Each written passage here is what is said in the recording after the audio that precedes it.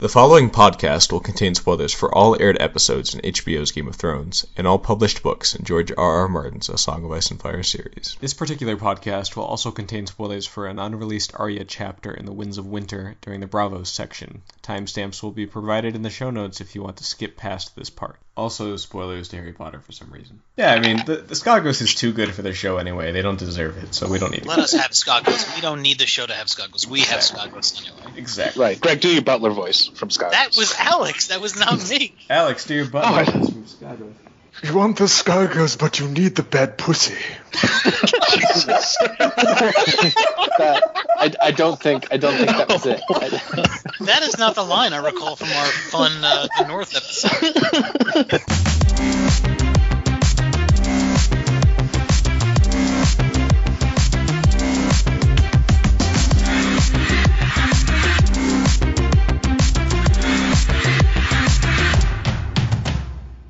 Welcome to the Vassals of Kingsgrave Dragoncast edition. We're back this week to review the 5th episode of Game of Thrones Season 6, The Door, directed by Jack Bender, written by David Benioff and D.B. Weiss. My name is Zach, also known as Alias on the forums, and joining me for this review we have...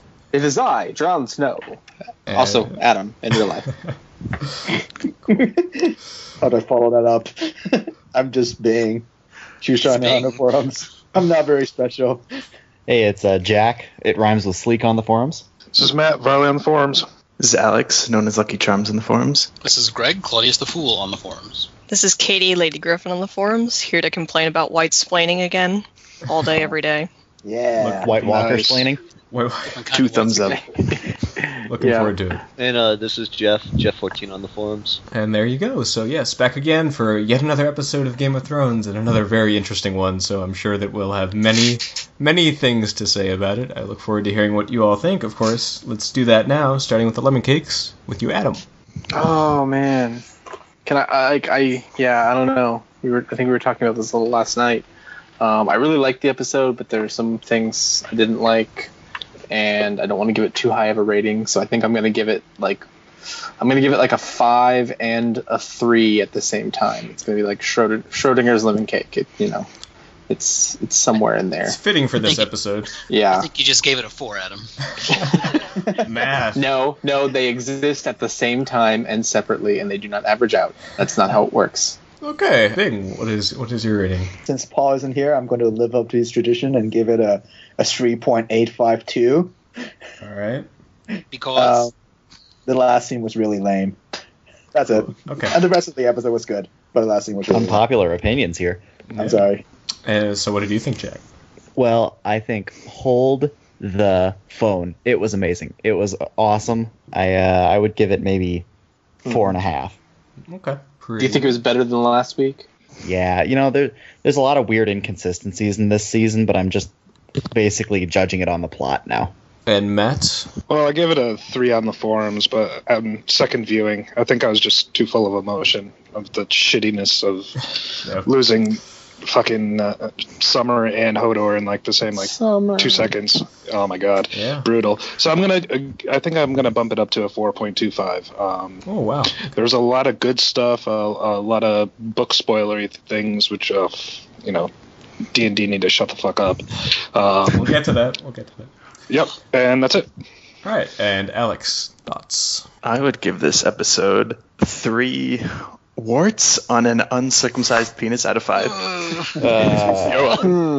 for reminding Not me. to say Fun. this was an average episode, but I'd say that's like a mean value, because there were some very high highs and there were some very low lows. Did you say an amine? A mean value. Sorry. Please edit that out. I feel bad about that. You should know by now that anytime you ask something to be edited out, Yeah, that I just highlighted it. Yeah, I highlighted it. You just became the bumper, Matt. There you go. Craig, what did you think? It's like Adam said, it's tough to give an overall rating. Like at this point, I feel like the ratings are they don't mean anything to me, because there were parts of it I loved and parts of it that were some of the worst stuff I've seen, like the Kingsmoot and everything. And I'm just gonna give it like a That's my rating. All right. And we got an F from Greg. And Katie, what did you think? I'm going to give it a 5. Yeah. I thought it was amazing. It was so much fun. Yeah, woo. I wish I could share your enthusiasm, Katie. Yeah, I think you Me too. don't understand the word fun. Maybe. Sure. I don't know, like every scene had energy and actual emotion instead of bland monologuing at each other, which is what sometimes the characters end up doing. I enjoyed every single scene. Like nothing irritated me. Even that random dick was kind of fun, even though it was. Because they lingered on it for 5 seconds. I was didn't so even notice unsexy it the that it first was- time. What? It was I just was writing completely something unsexy down. and not interesting, but whatever. I appreciate that D&D are like, we'll give him some male nudity here, dick in the face. Yeah. But yeah, I thought the last episode was completely over the top and awesome in the best way possible. It was fun, and it's not often that Game of Thrones feels like a roller coaster ride. And if it's dumb, I don't care. I just want to have fun watching the show right now. And so yeah, this was a good episode for me. Are you Katie for real? This is how it goes with Katie, I think. She either really loves it or doesn't, yeah. This is what I expect. This is not a side of Katie I've seen before. Jeff. Round it up. I've accepted that I'm just a pessimist, so I give it a 3.5. For me, the Kingsmoot fell flat, and then the last scene, them throwing grenades, and then the magical door that appears. I don't know. The door. Oh, we need a door in this cave now. Oh, I just got it. The door. It just made sense. I just got it. The cave that's actually like a perfectly defined tunnel. Of course. Well, That's because there were 2 doors. In the Yeah, they installed that's those because last Bran week. went back in time to install the door. Yeah. Exactly. Or if you watch the behind the scenes, Bran the Builder? the prop department. had to do Bran the that. Builder. You got it. Or the interior designer, as we've discussed before. But yeah, I'm very tempted to give this episode 5 lemon cakes as well. It was a 5 for me even before the final sequence on my first watch. But after watching it again, I wasn't very fond of the Kingsmoot either, so I'd probably give it like a 4.5. But yeah, like for the most part, I really enjoyed the episode as a whole. I thought, like Katie said, there was a ton of energy, and I also really liked that it felt like a lot of moments were really like set in the history of the world. It felt a lot more like that, like a Song of Ice and Fire Westerosi universe. I really liked, of course, the part with the play, and there was a lot of good stuff that it was both funny and also just, got me into it. So, yeah, I like this episode a lot, too. First, of course, we'll start with our first location. Again, this episode will be discussing them location by location, covering everything that happened in each major locale. Before moving on, starting with the Wall, where we have Sansa receiving a letter with a mockingbird sigil and going to Molestown with Brienne to confront Littlefinger. She demands to know if Littlefinger was aware of his cruelty. He denies, deflects, and dances around the issue when Sansa asks what he thinks Ramsay did to her. Sansa tells him to leave and never return, but before he leaves, he tells her that the Blackfish has retaken Riverrun. So, as we predicted, we get the confrontation with Littlefinger and Sansa. He's not dead yet, but yeah, we got this. So, thoughts? She's got to kill him herself. She's not going to have Brienne do it. I thought Sansa should have killed Littlefinger because then the Vale Knights down at Moat Cailin would have assumed he was killed by the Boltons, and they would have come storming up and helped her anyways, without Baelish. They were all actually standing outside the little thing there, so they would have. The room. Yeah. Why isn't she using the Vale Knights? Pride. Because she has so many men that she's like... Pride? I think it's bitterness. Yeah, hatred. It's just distrust. Distrust against Littlefinger. Is there there was new information I think in this scene, like where she's talking about like what Ramsay did. He like cut things off of her in inappropriate areas, or like I don't know. They haven't said it exactly, but it seems like way worse than what I even thought. Ugh. She was like everything below my face. He just kind of did whatever he wanted with, and I was like, oh, I thought he just beat her. Mm-hmm. I thought that was referring to raping. Yeah, I just thought it was Littlefinger being an idiot, and like that's the worst he can kind of contextualize it for himself, as like, oh, did he cut you or hit you? And she's like, no, dumbass, he raped me. That's how I read it as well. He's just I dancing around. thought wasn't that the first thing she said though? And he's like, yeah, he did that, but then he did other stuff too. I thought that she's like, yeah, he beat me, and then like other things, and then he naively says like cut. And, like, I took it like she was laughing, like, are you that naive? Obviously. Oh, okay. Yeah, me too. It was way more emotional and worse. Yeah. So, do we think that Littlefinger is legitimately rattled here, or he's playing an act? How would you guys interpret Who the fuck knows with Littlefinger? It feels half and half, doesn't it? Yeah. Like he's underestimated her ability to stand up to him. Like this was not the way that he thought this encounter was going to be scripted. Not literally scripted, but in his head. Yeah. But also, I don't know. I feel like he's the kind of person that any blow that comes his way is just going to glance off of him because he has already so many balls in the air. So yeah, it seemed like he had regained some semblance of control at the end, but who knows for what reason. I don't quite understand what he thought he could gain by driving a wedge between Sansa and Jon. Yeah, I don't know that either. Last comment. Yeah, that was odd. I think he wants Sansa to rely on him. I don't know. Exactly, I agree. Obviously, yeah. And he was expecting like a broken Sansa to like come seek his protection or something, and then there she is being all strong, and he's like, audible. But like then it's like he forgot his own like season 4. Like I don't know, whatever. Well, I think he definitely expected her to accept his offer to have the Veil Knights. He didn't expect them to send the Veil Knights home. And well, she should accept the offer, but absolutely, we're screaming at the screen. Yes, you need these fucking knights. You can't just take Winterfell with 10,000 wildlings. And eventually they're going to probably. It's going to happen probably. 2,000. I forget what it was. Yeah. And a giant. They have a giant. But it seems like they don't know what to do with Littlefinger. Like maybe they're still trying to play the game of is he genuine? Is he into stuff? But like after he gives Sansa away to a rapist, you're like, oh okay, well he's just a dick. And now they even here she calls him out on that, and like either you're an idiot or you're my enemy. Right. And I think we're supposed to believe he's an idiot, which kind of makes it all. Like I don't know, it's bad either way. I think we brought this up probably last season when that all that went down. Is that the only out that we can give him is that maybe he actually doesn't know because Ramsay was basically not on his radar until very recently. He doesn't know about his whole past. But if he knows anybody in the North, he has the reputation, and everybody knew who the Bastard of Bolton was. Yeah. There's really no excuse. Even if he doesn't know, though, it's it's still a pretty dumb move. But yeah. Oh, I think he knew. I think he planned it out. I think he purposely married Sansa off to the Boltons to have an excuse to drag all the Veil Knights out of the Vale and use them. Well, that part makes sense. Jack, you make a good point that it seems like the at least in this instance the game was to get the Veil Knights out of there. But what's the next step? We're not really sure at this point. So we have the whole thing with Riverrun. Mikal actually proposed that this could be a lie on his part, that he's leading them into a trap. Do we believe this could be possible? No. With him, anything's possible. I hadn't thought about it until she mentioned it, and I still don't know what I think about it. I mean, maybe.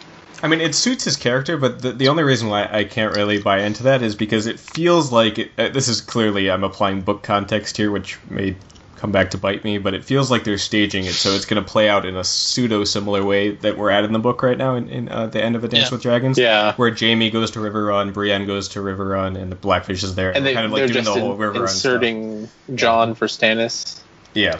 It could also be inserting Baelish if he uses the Knights of the Vale to, say, take King's Landing later in later seasons.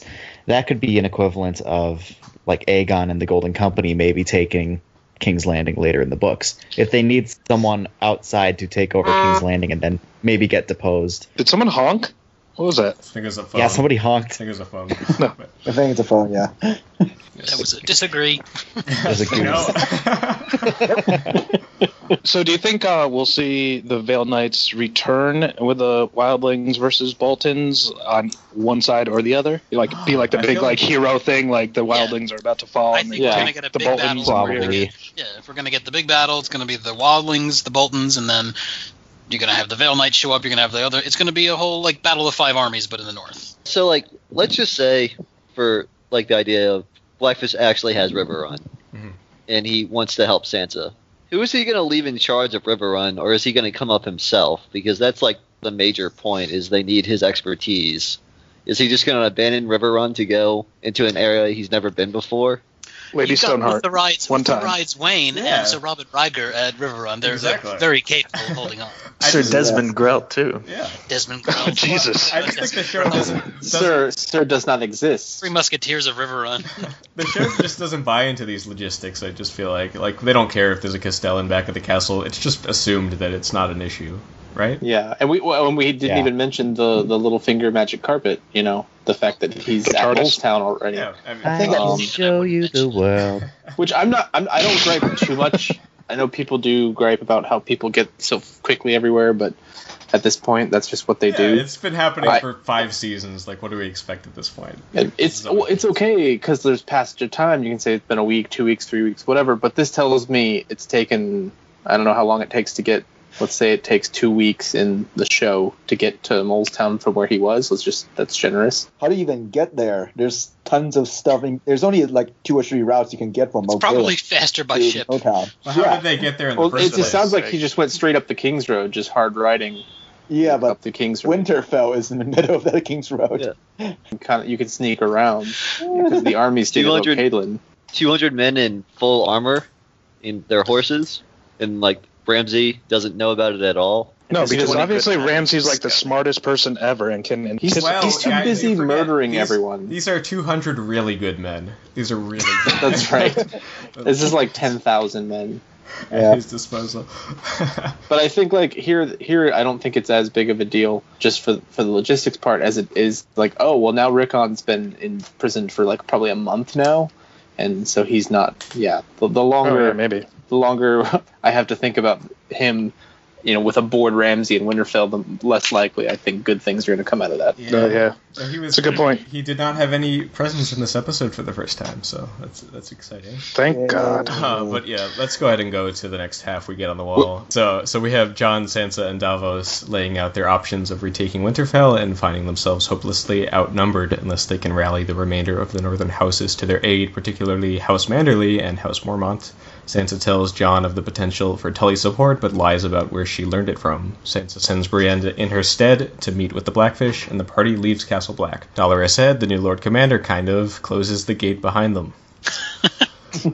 So that was a really good moment at the end there where like the guy just runs back to close the gate. It really felt like the Night's Watch is utterly depleted at this point. It is. There's 12 guys and 600 wildlings. Yeah. And we also it was like Monty Python. Minor note, we do get Jon saying, "Don't let it fall while I'm gone," or something of that effect. So bear in mind. So that's it for the wall, huh? It was great just to get that map scene. I mean, I had paused and just to look at it, but you had basically Winterfell in the center of their northern world. But just to see, like, we had complained for so long, or at least I did, that the Manderleys weren't even in it, and it was just like the Boltons, the Umbers, and the Starks. That's it, and then the Karstarks, I guess. But you actually had them name the Kerwins and the Mormonts again. It was great to see that, and these are all going to come to. I hope that they're all going to come and play a role in upcoming episodes. Tell the truth. Were you wearing your doublet? I was not wearing my doublet. My doublet is once a year. One nitpick though is like I just wish like when they were saying the names they would actually zoom into where their area was and not just like talk about a random house and they're zoomed over the Mormonts and then talk about I think they were talking about like the Karstark. I mean they were talking about the Mormonts and they were over Karstark. Then they're talking about like the Glovers and they're over some other place. Like how hard would it have been just to like slowly progress with the right names? Do the just opening like take credit a break. sequence. Yeah, take a break and do a new credit sequence for that scene. They'll get to that when they show up on the map in the opening credits. So that would be great if like the music just started playing. Dolorous Edd was slowly moving the piece around. And then the Varys castle started popping up on the map. No, but it could be in the world like the Reigns of Castamere. It's like a version of the show theme, and you turn around like, what are you playing? Oh, it's just something from my home. There is it's the Bear Island Boogaloo. There is an old interview of George way back when where he was really hoping for this. I think it was in the episode he wrote in season 1 where he was really hoping for this scene where they could like have the part where they're mustering all the northern houses. The ravens going out. The ravens flying out and getting all the letters. Yeah. So sometimes the show doesn't get what we want, but yeah, I mean, not a big deal. Sometimes. Yeah. Sometimes we get what we need though. I guess so. Oh. Did anybody else think Sansa's like comment to Davos was kind of naive? I thought like she reached the point where she would know more or less the hearts of men and wouldn't say like, well, in the North they value honesty over everything else. It seemed more like what Sansa would say a year ago. I don't know. I feel like if Jon had said that, everyone would be nodding their heads like, oh yeah, Northerners, fuck yeah. I think she just has this. Maybe it's because like Sophie Turner doesn't feel very commanding to me. It's kind of like, I don't know, her acting felt very out of place in that scene. She just felt very casual and almost high school-y. When everyone else is like in this pseudo-medieval play, she's just, I don't know, it felt very strange. I mean, especially after like the power she had in the scene with Littlefinger, and like then she just like fades back. The line I thought was odd from Sansa was the bit, unless I'm missing something here, the bit where she's like, Ramsay is just as much Roose Bolton's son as Jon is Eddard Stark's. Like, what was the point of that statement? Yeah, I thought was that like a complisult or just a plain insult or what? I think she was just trying to say that like he has as much legitimacy as a Bolton as Jon does as a Stark. Like, and I don't think she meant it as like a dick thing.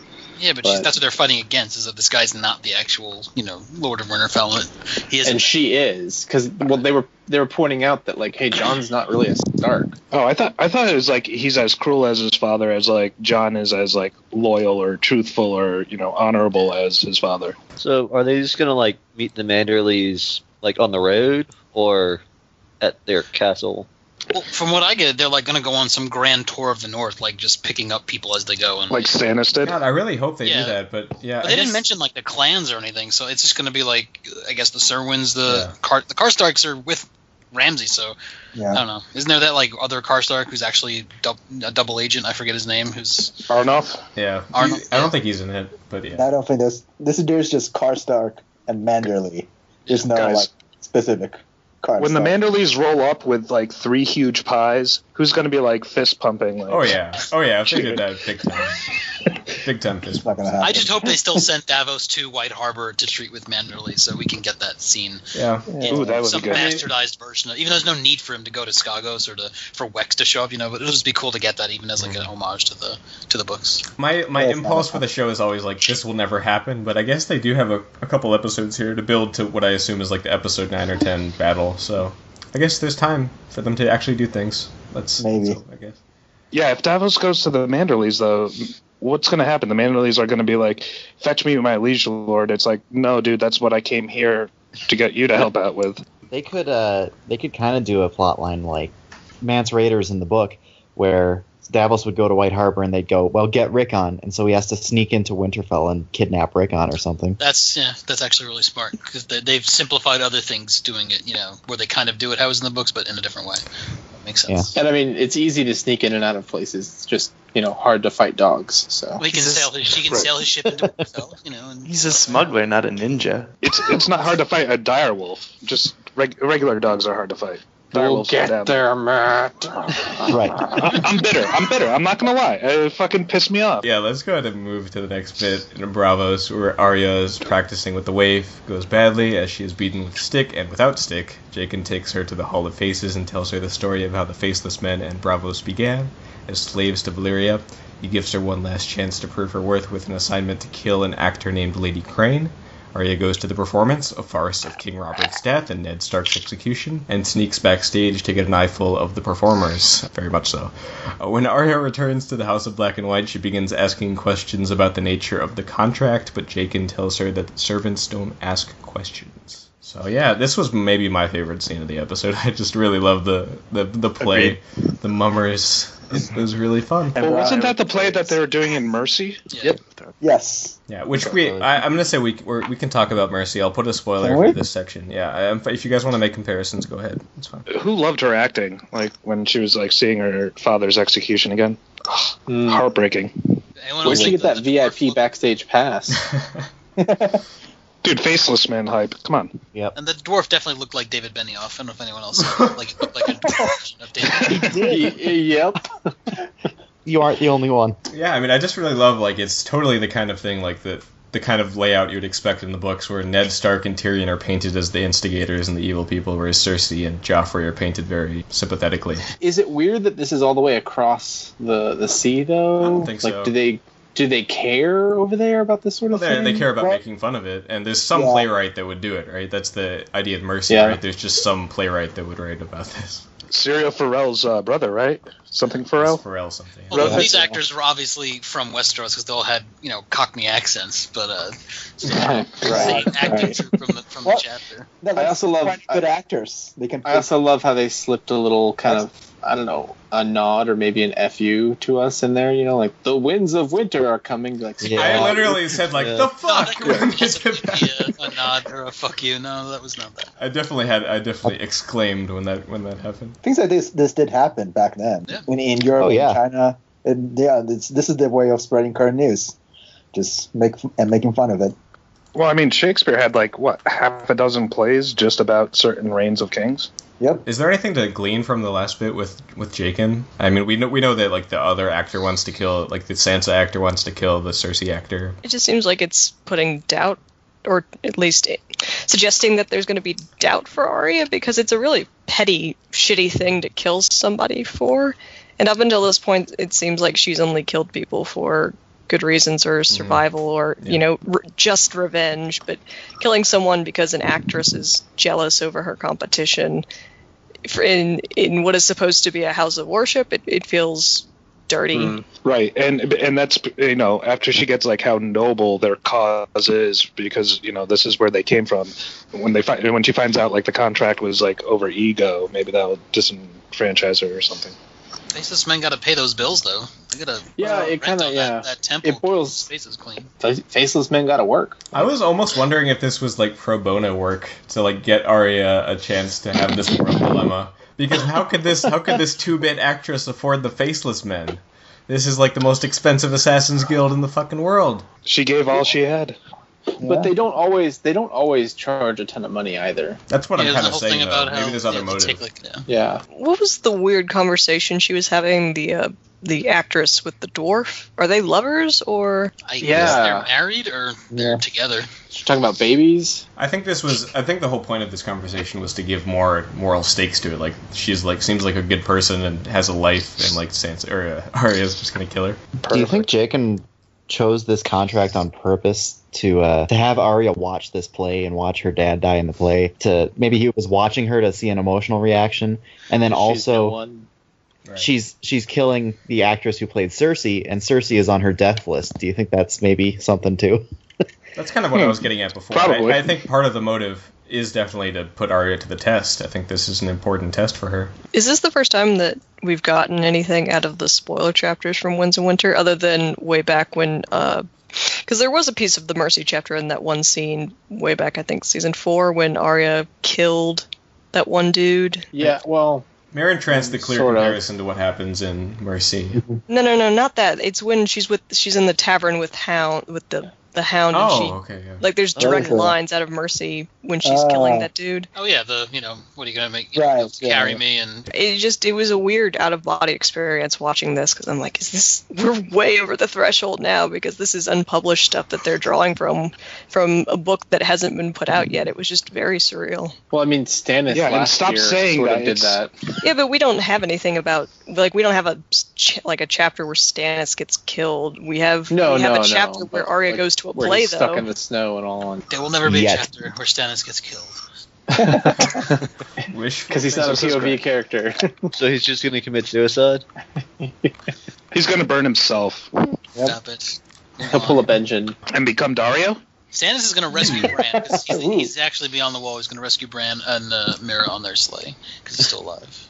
Yes. I'm going to use your segue, Matt, Dario's segue, to go to the Iron Islands. Where Dario is claiming the crown. Dario is Euron. The Dario Moot. Yes, indeed. Where Yara makes her claim at the King's Moot. When the Ironborn are skeptical of having a queen, when Balon's male heir is present, Theon steps forward to announce his support. Just as the crowd is beginning to accept Euron arrives to make his own petition. He freely admits to killing Balon, who he calls a failure as a leader. He shares his plan to conquer Westeros by pledging the Ironborn to Daenerys Targaryen and marrying her. The Ironborn choose to support him, and while he is being drowned, Yara and Theon flee with the best ships in the fleet in tow. Euron orders all of them. All the ships. All of them. Don't worry, he's going to build another 1,000. Those trees on the Iron Islands. Euron orders the Ironborn to cut down some trees and begin building his massive fleet. So yes. Also, the first thing he says when he wakes up is like, "Let's go kill my niece and nephew." He's the king now. He can do whatever he wants. It's good to be the king, Matt. Did you know that from History of the World? Well, and technically they would have just committed treason, I guess. So. Yeah, but he didn't know. He just woke up and he's like, "Where the fuck's my niece and nephew? Let's go kill them." We gotta kill them. Yeah. So the plan was, as soon as he has the power of the monarchy or whatever, he's gonna just immediately kill his only contenders. But yeah. Yeah. Power of monarchy? Did you see that throne or crown? It sucked. The salt throne. I mean, they just like that was the salt throne. He was actually wearing it on his head. That was it.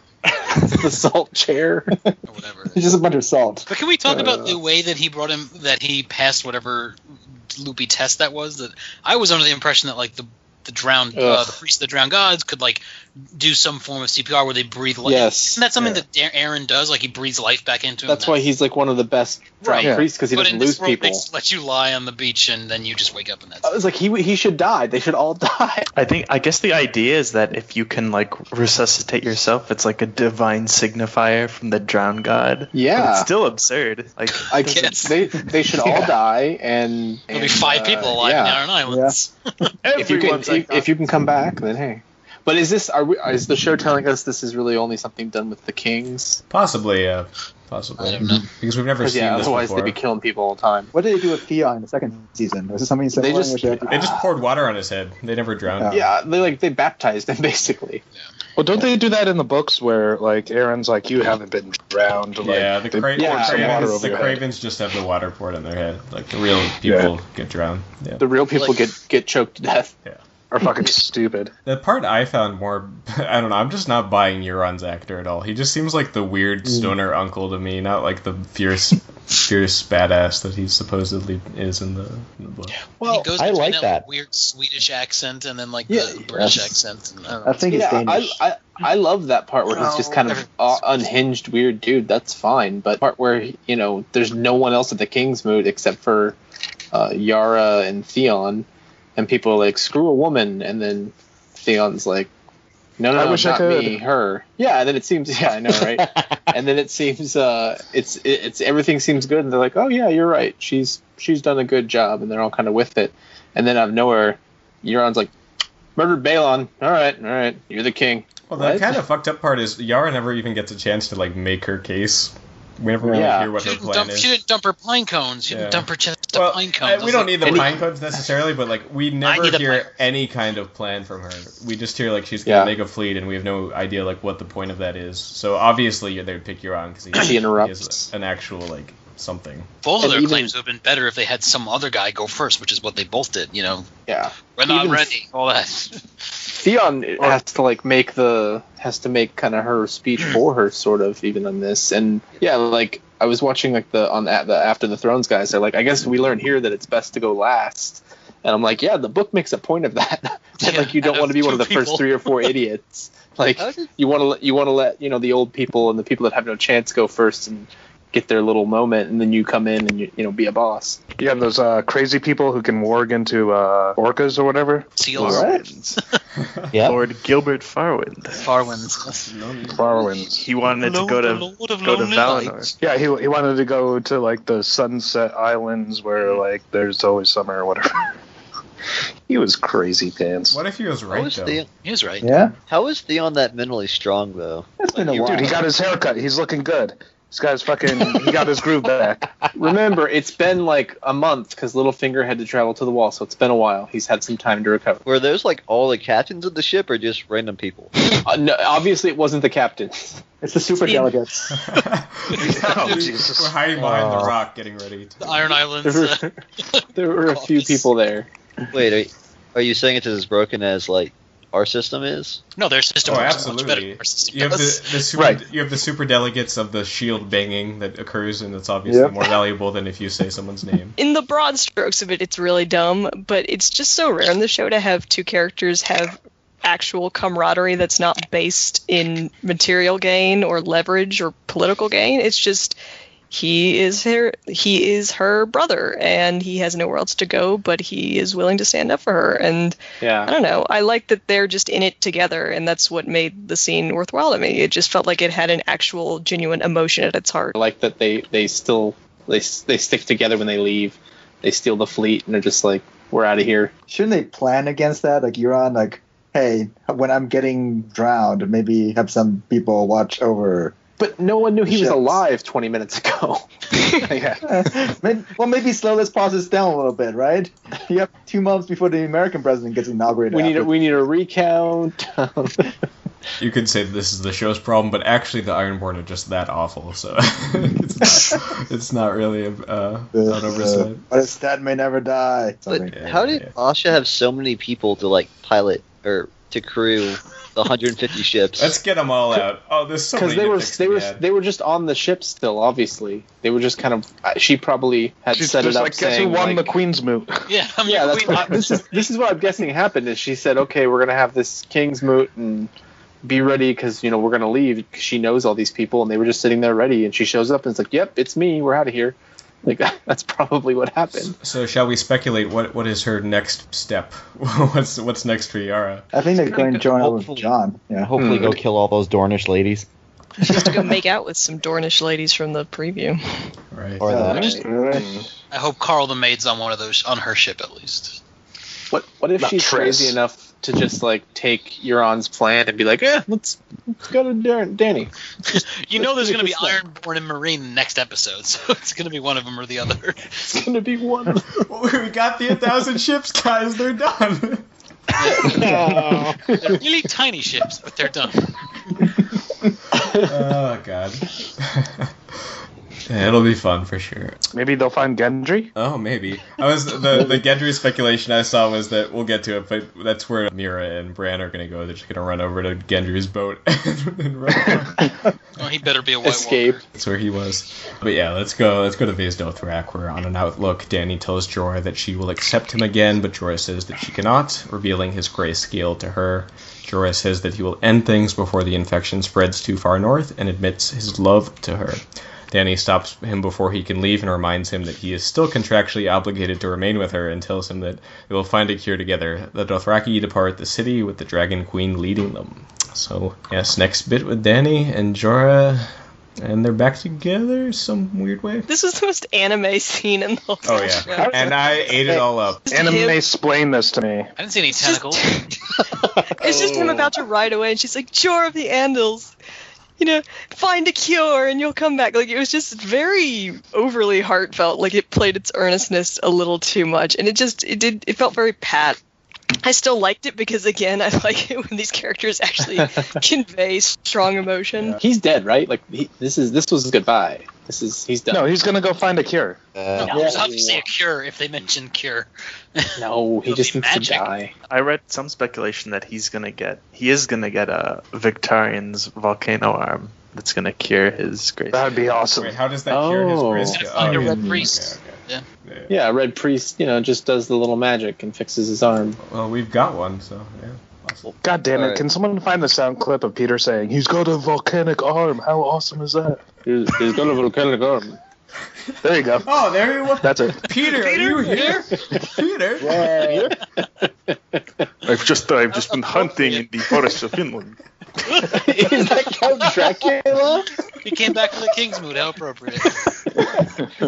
I didn't know Peter sucked blood. It was clearly not Transylvanian. That was clearly more Icelandic or Denmark. Where he's from, I forget. They're all the same to me. I'm American. Yeah, I'm a total, at least with the show, Dany Jorah shipper. So I ate up all the anime and the bullshit. I'm a big fan. It was fun anime. I enjoyed it, actually. Yeah. I liked it. It was very cheesy. I'm looking forward to all the videos on YouTube, the AMVs of the. Definitely. Yeah. Let's go to Meereen then, where we have Tyrion and Varys assessing the state of the city after they accords with the Master. According to Grey Worm, murder is way down, so that's good. But Tyrion says it isn't enough, and that the people need to see that Daenerys was responsible for this victory. He summons a Red Priestess to the throne room. She quickly throws in the support of herself and her followers, believing Daenerys to be the chosen leader of the Lord of Light. Varys questions the veracity of this claim, citing Melisandre's belief in the now-defeated Stannis. The priestess Kinvara, which I believe is her name, turns the tables when she recounts the story of his castration and his own encounter, purportedly, with R'hllor. I was just amazed at how attractive she looked and what she really looks like when she takes off her little necklace thing. Oh no. They all are like that. They're all just like 1,000 years old. They're all old French ladies underneath the They draw me like one of your French girls. Oh, Jesus Christ. Put it back on. Definitely a pretty lady. For sure. Nice eyes. So, Michal had another thought on this scene as well about how this seems to be a parallel between the sort of moves that Tyrion and Cersei are making, where Cersei's obviously threw her lot in with the High Sparrow, and it obviously went back to bite her. Is that going to be how it plays out with Tyrion, or is he in a better position? Well, Tyrion's not arming them, so... Yeah, but he's giving them power to preach a message. There's still room for... Yeah, but that Daenerys is like the person. And they're going to do that anyways. It's not like they can stop the Red Priest from... Yeah, fair. It seems like they're more devoted to the... It seems like it fits with their philosophy that they would be legitimately devoted to Daenerys as like the prince who was promised Azor Ahai or something. So I think it might work out better that way, but I can still see how this could go sour if like the sort of like actions we know the Red Priests make with, you know, burning people and whatnot. This could get bad. Well, are we led to believe that she's like the head of the Red Priestess Church, because like the guy gave her a high priestess, a grand introduction and everything. Yeah. But if that would be a pretty big parallel, unless she's just like the head priestess of Marine, like a Red Priestess. No, she's from. No, they imported her. She's from Volantis. Yeah. Oh, they did mention that she was from. I know they mentioned like thank you for making the journey. I didn't know if they said Volantis. And she has all of Benero's titles. Yeah, we saw her from Volantis. Yeah, that was who Tyrion saw, right? No, that was an Asian girl. Yeah. Oh, no, that wasn't her. I just assumed that was them, like, talking to each other. I thought it was supposed to be the same person, though, because she was like, I recognize you, Tyrion. I saw you on the Great Bridge, right? They might have just recast that character. And when they introduced that lady in Volantis, she was like the high priest, I think. We never heard that, did we? That she was. Anyway, like that could be, but my thought was always like people are reporting back to her, or she was like in the shadows, or she's seeing it in the flames, or something like that. Oh, wait a minute! Didn't she say something about like her fire will like scour all the non-believers on the bridge of Volantis or something? Am I making that up? I thought she said like just like burn all the non-believers, and that's when Tyrion's like, no. Wait a minute! No, we can't do that. Which is a point, I think, in what Michal is saying, that like it's going to be a problem if they start burning blasphemers left and right. But it won't matter. I mean, that Dothraki horde shows up, and like I don't know, this whole Marine shit is done. They're getting out of there. The Dothraki aren't going to sit around and be your city guard while you decide what to do. Oh. Yeah, hopefully. I just think you gotta warm up before you take the Seven Kingdoms. You have to destroy Essos, right? A warm up game. Scrimmage. We have to destroy Essos. Yeah. Okay. Well, we'll start with the stuff beyond the wall with the first sequence we get, where Bran and the Three-Eyed Raven watch as a group of children of the forest gather around a heart tree and impale a man with a piece of dragon glass. The man's eyes go cold, and he takes the shape of the Night's King, or Night King, or whatever he is, and Bran returns to the present and questions Leaf about this. She explains that there were no other options, and that the White Walkers were created to stop the threat of men. That is why they exist. Oh, do not like. I don't know. I actually kind of like the idea. The execution obviously was very rushed, but like, the audiences even know, like normal TV, not us, normal TV audience, do they even know what Children of the Forest are yet before they all killed? They do now. I can't imagine that like that reveal has any impact on a show watcher, but it's insane that like if this is legit that they've pulled this information from George, that this giant mystery from the books has just been dropped at our feet and it's like one sentence, like, oh yeah, we created the White Walkers to stop men. Boom, moving on. But it's just crazy. I like how their nuclear option got away from them. So it led me to believe that maybe like Lady Stoneheart, or Frankengregor, like something that was supposed to be like the savior, is going to just end up, just going ballistic and killing everyone. Sorry, Lady Stone who? What are you talking about?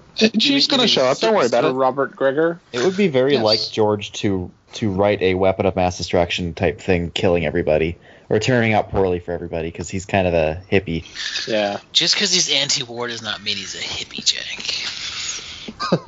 I got reminded of the scene in the books where Bran is talking to one of the children, I think Leaf, and she was talking about, like, there's no room for children of the forest in men's world.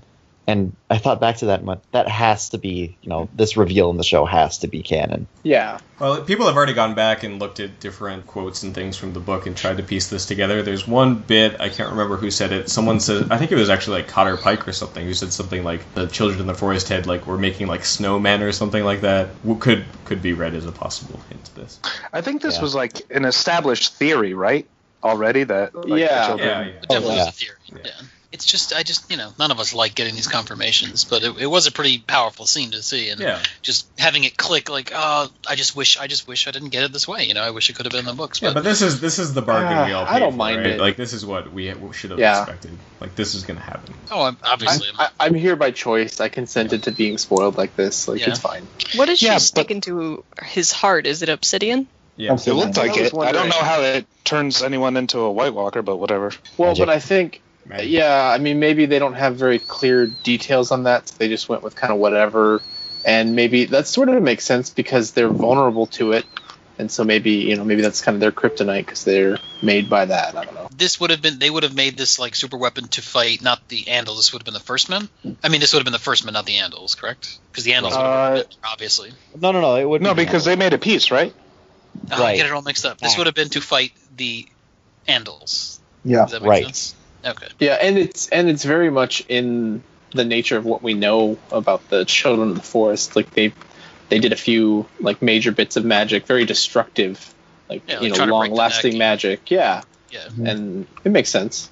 Yeah, they flooded the neck and broke the arm of Dorne. Yeah. Was anybody else cheering for Tower of Joy when Bran was crawling across the room? Hopefully he downloaded it on his MP3 player after he left. Yeah. It looked like there was quite an upload at the end there. So. Yes, indeed. I was talking with Alex here, Lucky Charms, about this last night, and we agreed that this trope of sort of the creation gone rogue is cool, but how it kind of diminishes the mythology of the White Walkers. They're basically just dogs to kill them. And I don't know, it kind of, if it's the big overarching mystery of the series, it kind of... We were discussing how this trope is the bread and butter of science fiction. Yep, they're like Cylons. It seems sort of out of place in fantasy. It's sort of against the grain. They are basically Cylons. Right? Or xenomorphs. Perfect, yep. Done. So say we all. Sorry, did we miss that? Did somebody say that Bran was a fucking idiot? Or... No. Well, we haven't gotten to the part where he goes by himself to the White Walkers yet, but... Oh, okay, sorry. So Bran's a fucking idiot in the next scene. Yeah, here we go. Yeah. So I have a very long summary here. I'm going to go through everything. Okay. But when we get to the discussion proper, we're going to go through it because obviously there's going to be a lot to say. We'll start with thoughts on the piece with the attack of the others and Summer and everything. Then we'll move to the stuff with Hodor and everything. Let us go. So Bran is bored and the three-eyed raven is asleep, so he decides to go on a vision quest without the training wheels. This immediately goes badly as he is transported to a mustering ground for the others and the whites. He is spotted and the Night's King lays his hand on Bran's arm before he can escape. The three-eyed raven tells him that their safe haven is compromised and they must flee before the White Walkers arrive. Bran and the raven go into a vision to purportedly transfer knowledge. Meanwhile, Mira shares what she hopes to do when they return home to Hodor, but she stops when she notices the air going cold. She steps outside to find the army of the dead assembled. The children of the forest hold them off as long as they can with fire and bath bombs, but the army reaches the cave. The group fends them off for a moment, but Summer is overcome by the tide of the dead. Mira tries to reach Bran and he hears her calls for help. He works into Hodor and they make a run for it with the whites hot on their heels, or cold on their heels as the case may be. The Night's King arrives and kills the three-eyed raven. Leaf sacrifices herself to give them a little more time. They escape the cave, but the army is close behind. Mira shouts at Hodor to hold the door, and Bran, hearing this order, wargs into the young Hodor, which causes him to collapse in a seizure. Hold the door, the boy echoes again and again, and that is exactly what the Hodor of the present does until he is overwhelmed by whites. Willis continues to shout the words until all he can say is Hodor. So yes, I'm still not really over that, but we'll get to that. No, I actually got chills while you were just summarizing it too. Yeah, it was good. It was good. Yeah. So, but first, let's talk a little bit. Obviously, Bran's dumb move to go on his quest, and he screws everything up for everybody. I don't think you can blame Bran either, just because he's working with extremely limited information, because this old guy will not tell him anything. Yeah. So I don't feel like it's his fault at all. He might have, he didn't exercise the right amount of caution, but he should have been told. But other than that, it was a pretty amazing scene, him walking through the army of the dead and getting all these close-ups, who got guys missing their jaws and pieces of their skull. Just really atmospheric and beautifully shot. Was anyone else looking for Benjen? Always looking for Benjen. Yeah. Well, we just saw him in Dario. Right, yeah. We can speculate what's going to happen next with Mira and Bran, obviously, because they're fucked if something doesn't happen. What can happen? Exactly. Oh, you mean where the whites that run ultra fast can't are only about 20 feet behind? Yeah. It'll be fine. I guess I was just coming from the more if I was Bran and I saw the Night's King, I would be scared shitless and trying to get the fuck out. You'd be trying to unplug your Wi-Fi. How does he know how to do that? Because I thought he would have done that later. Does he not know how to unplug? Click your heels through. Oh wait, you can't because he can't walk. I forgot. Well, he can walk in the visions. Wow. You went there. That got dark. The Children of the Forest know that Obsidian can kill them, and they actually take out one with a spear, right? What the fuck are they doing throwing firebombs? Well, that's for because the whites. The undead. Yeah, there's not because that many the firebombs others. work against the whites, but not the White Walkers, Matt. Exactly. Oh, I see. I wish there were minions there. That would have been so much better. I just wish the minions surrounded the cave. They're not smart minions. Well, they didn't know about the south exit, I'm just picturing minions surrounding the cave now.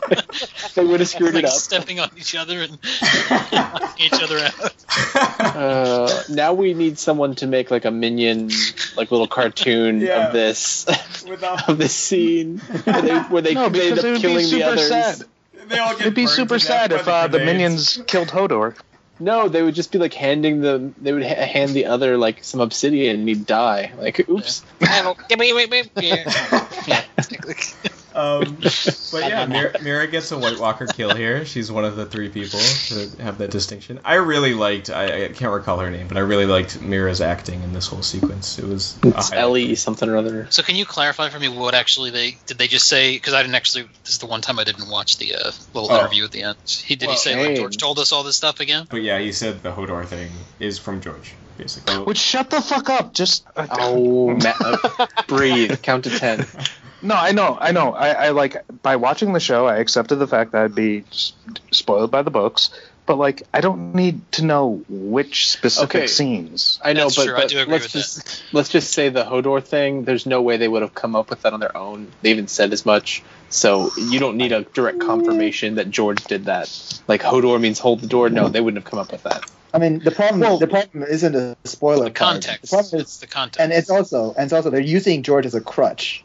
Mm-hmm. So that's saying that if this is great, okay, cool, yeah, George came up with that. This is awesome. You could read it that George came up with that. Well, you can read it. Us. George came up with that. You can read it that way, but what if? I mean, there's confirmation now online. People predicted this, and there's that one link of the. I'll put it in the show notes. There's a link of the guy talking to George in the elevator, and he says you don't know how close you are on the hold the door thing. So if people went and discovered that, they would be pissed at David and Dan for not giving George credit. So it's as I think Shadow Stalker said on the forums. It's a damned if you do, damned if you don't situation. They would be they would if they had just said this is our idea. I do think that's actually on point. I mean, yeah, we like to throw David and Dan under the bus. I enjoy it a lot, but I think in this point, I think they're trying to be gracious and saying, yeah, this is not our material. We took it and we adapted it, but George came up with it, and that's credit where credit is due. And that was very clearly their tone in that little interview. So I guess it just sounds like a crutch to me. And also, like, George can still change this. He doesn't have to follow through with this. Yeah, but that doesn't mean he didn't tell them this and this wasn't his original outline. So, I mean, it came from him either way. I actually think we have that story about the guy in the elevator. I think George actually stole the idea from that guy. Nice. He came up with it. Yes, be great. That's Well, brilliant. I saw like several stories being like, look at this person, and then we dug up something from Westeros from years and something from Reddit, and where people just were like basically joking, being like, it means hold the door, and like not even anywhere near this context. Yeah, well, I was like, why don't you bring up a theory where someone was like, oh, I think Bran's gonna like mind screw like Hodor and break him. Like no one brought that up. They just brought where people were like, oh, Hodor means hold the door because they're close. Like.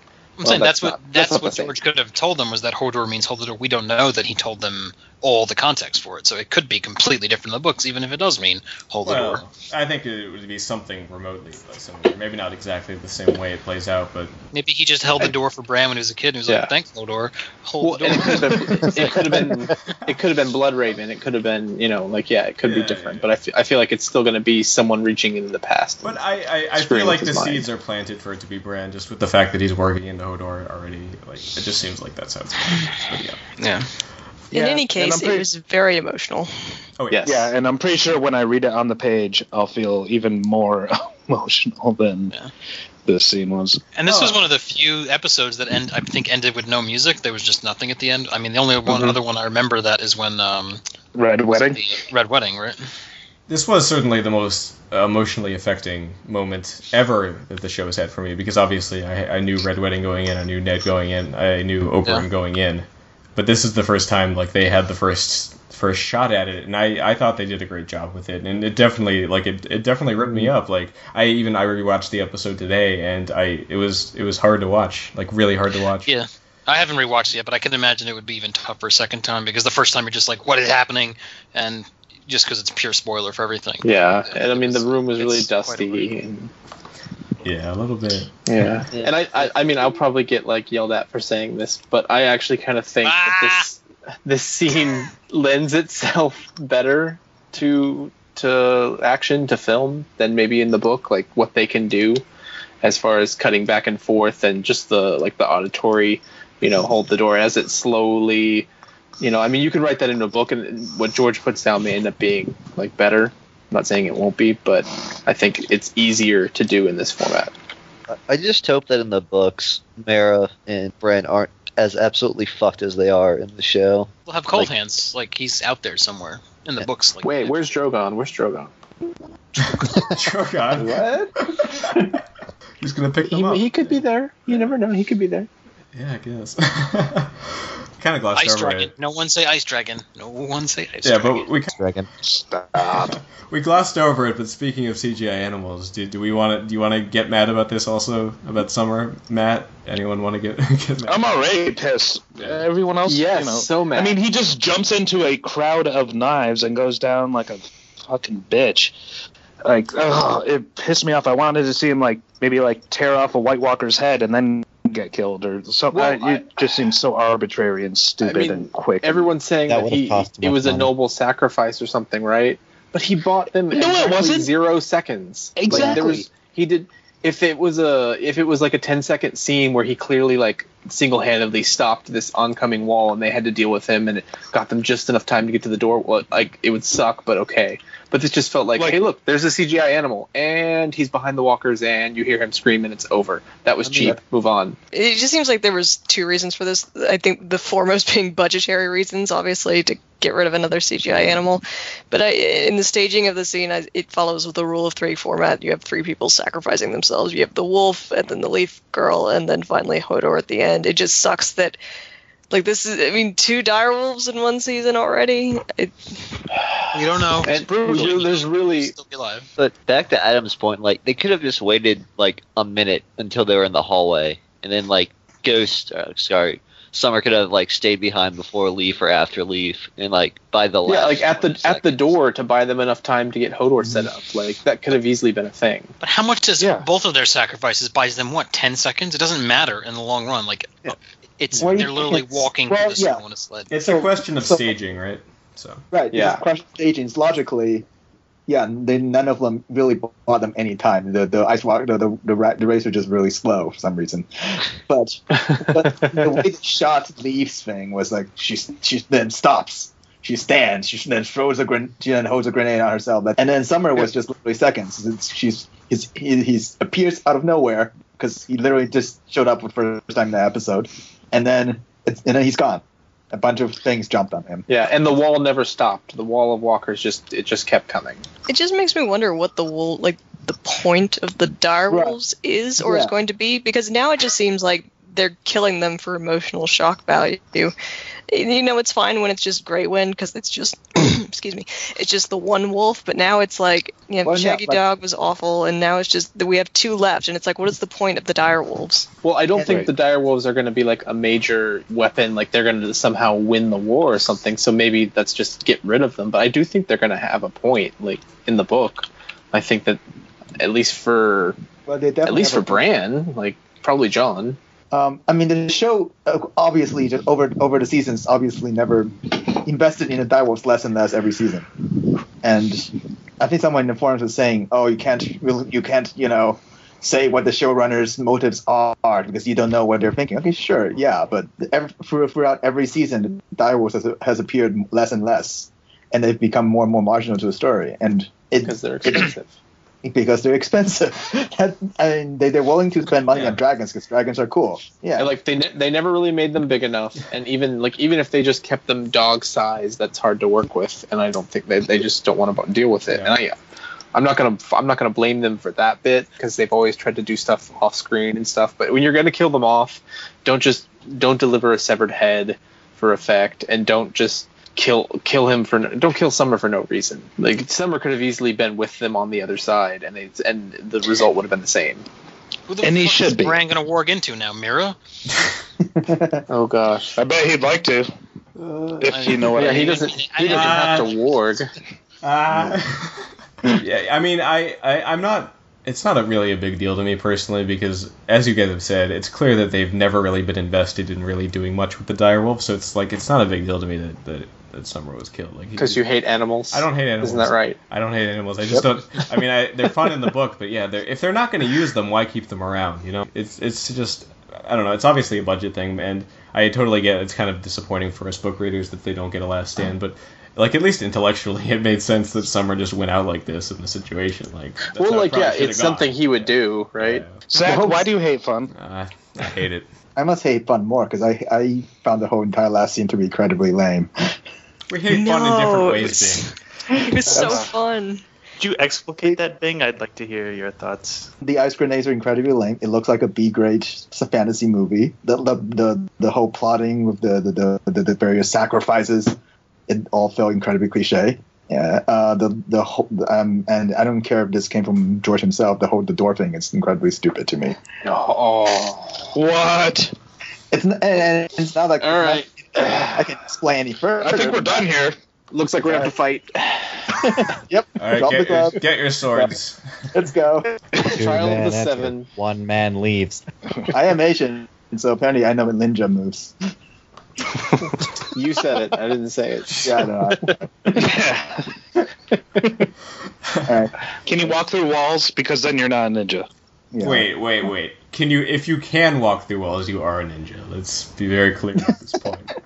Anyways, it's not anything I can explain any further than that. It's a gut feeling I had. It was incredibly lame to me. I think there's a camp that definitely agrees with you. I think a lot of people either just really love this episode or just found it lame, especially that last bit. And I mean, something about whenever the White Walkers show up and they're crawling off walls and stuff, I find like extremely creepy and scary and also a little hokey. And that's just like a budgetary thing, and I can get over that. Because they don't have the money of like a major blockbuster to spend. I really like the way that they're basically set up as like a kind of tide that's just unstoppable. I'm a fan of that kind of framework. I like the concept. I just sometimes you can see the seams. You know what I mean? Yeah. And that's not a fault of theirs. I think they're doing a good job with the budget they have. Just based on the ad revenue, because HBO is like the #1 show on TV. They should be able to. They don't have commercials, man. There's not ad. the revenue is the subscribers, right? And then they do license the content and sell DVDs and whatnot. But it's still like, is it like 100 million a season? Yeah, it's still the biggest budget for a TV show ever. Like, it's still massive. Yeah, it's huge, and they have to allocate it. Yeah, it's a TV show that needs 10 episodes, and there's only so much. Yeah, there's only so much money that you can have. Ultimately. Yeah, so you have to do an off-screen battle to have an on-screen battle, sort of thing. Right. I mean, it's not so much about upping the effects to make it look. I don't know. It's just a lot of the things that they set up was just incredibly lame to me, and even the hold the door thing. I don't know. Yeah, I don't like the skeleton walkers. I don't like those. It wasn't Army of Darkness bad, though. Yeah, Jason and the Argonauts. I love it. I wish they all had pirate swords. Yarr. They're called cutlasses. Come on. But Bing, I agree with you to a point. The only place I diverge from your opinion is with the whole Hodor death scene, because that still like affected me greatly. But sure, I thought it did come off really B-roll and like really eye-rolly with just like all the effects with the hand grenades and the fire, and then like just how they had to set up the scene, and like less of the scene and how they had to set up like the structure in a way that they could kind of escape, and it all seemed rather contrived. But at the same time, it was kind of enjoyable. Yeah, I mean, sure. We can all have our opinion of how it was. Yeah, like I liked it, and like I totally get why you didn't like it, Bing. But yeah, it's just it's fine. Different strokes. Yeah. So guys, are the Children of the Forest done? Like, were those four the last four? Oh yeah. Yep. That's sad too, I guess. I really didn't like how I don't know, you can see a lot of plot convenience, especially in the White Walker scenes. Like, Mira is trying to wake up Bran, and she has the sword, and she can like turn around and kill one with one slash, and then sometimes they're impossible to kill, and I don't know. You see a lot of that forced plot coming through in these scenes, and I don't like that. Do we want to discuss at all, like, the time continuum thing? Like, do we really... Oh, God. Do you want to get into this? Hop in your DeLoreans, people. We already did talk about it, guys. I just haven't told you yet. Oh. No, I would like to go through this part of it, at least. So is the understanding... So the understanding is that Bran wargs into young Hodor, into Willis, and then Willis influences future Hodor, or that I don't know. Okay, do you guys have a read on this? I think it's that while he was in a vision, like he did something he wasn't supposed to do, is that he warged into someone in the vision. So in Hodor, in Willis's time, it's happening then, but in Bran's time, it's happening now. If that makes sense. And I see. He still Okay. grew up as Hodor, yeah, okay. but he had that experience, but Bran didn't, because Bran hadn't done it yet. Someone on the forums was saying, like, well, you'd have to have two Brans or something because they're both being warged into, and I don't think we're going to get some sort of technical explanation of this, because why? But yeah, like I don't know. But I think what they said after the episode was that like this goes down really quickly, and so Bloodraven is basically just trying to overload Bran with as much knowledge as he can. Like in this, it's like a real condensed download, and he gets stuck kind of. So I'm thinking that it's maybe some sort of feedback created by like him hearing that they needed help, but he's still kind of in that dream state. And then either he did this, or it's like partially Bloodraven, or I don't know. Well, that's interesting because obviously a huge piece of this scene is whether or not Bran is to blame for what happens to Hodor. And the way you seem to be saying it, Adam, is that it wasn't really his fault. Is that how? I mean, he's not like in control necessarily, but you do notice when Hodor actually starts, like when he finally gets up, it's right after. I think Mira is screaming, like, we need Hodor, like, wake up, Bran. And he sort of hears that, and then all of a sudden, Hodor's eyes go white, and he gets into it. But Bran still hasn't left. He's still stuck in there, and then I think maybe he's subconsciously controlling Hodor, and then by nature of that, he, like, subconsciously messes up past Hodor. It's a Prisoner of Azkaban scenario. Spoilers. Oh yeah. Wait. Hey. Wait. Shout out to our. They've only been out for fucking. Hey. He's reading them now. He's reading them now. Shout out to our upcoming Harry Potter. I just started reread. the first one. I just found out that Harry lives under a stairs. That's just silly. The Dursleys are assholes. But anyway, join us for our upcoming Harry Potter reread series. Exactly. Yeah, we will be doing that, and Greg is going to be reading the books for the first time. So that's very exciting. If any of you listeners are into Harry Potter, that's happening. I'm most excited about hearing Greg's first time impressions. Yeah. So Bran, when he touches the weirwood tree, he is seeing, and this is kind of injecting a little book logic, but in the books he's seeing through the eyes of the weirwood trees, like he's seeing through the tree memory, and you can kind of pull that in the show too. Like the tree is acting as a conduit from some sort of world memory or something, and so when he jumps into Hodor and takes control of him so he can fight, is he projecting into his memories and somehow that gives him access to the past? It's really muddy, but it seems like there's a dozen ways that we can explain that it's... Because this is a unique thing, right? He's not touching a tree. He's not in... Like, he's on the Weirfy instead of like a wired a rooted connection or something, I guess, right? Like, right, Did right you here. say Weirfy? Yeah, Weirfy. Every other time we've seen him, he's touching a branch or something, and now he's not touching anything. So yeah, I mean, we've been pretty comprehensive. Obviously, I totally think it worked, and it definitely was for me like one of those Red Wedding type moments, and I will never get over it. I'll never be able to hold the door for anyone ever again. So fuck politeness. But can you Hodor for someone? No. Yeah. I was walking into work today, and there was someone who I know watches the show, and he was ahead of me, and I asked him to Hodor, and it was like a moment. It was like, oh, you did watch it last night, okay. Oh, that's so sad. And you're still employed? I still employ him, yes. That'd be even more brutal if you told him to hold the door or Hodor and then you just fired him on the spot. Yeah. You're like, shut the fuck up. That's my way of telling you you're no longer needed. All right, well, I think we've covered it. So yes, that'll be that for another episode of Dragoncast. Join us next week for a review of episode 6, titled what is it? What is the episode titled? Anyone know? Blood of my blood. Little higher, Zach, please, little higher. Blood of my blood will be the next episode. Directed by Jack Bender. And written by, it's still David and Dan for that. Is it Brian Cogman for next? I don't know.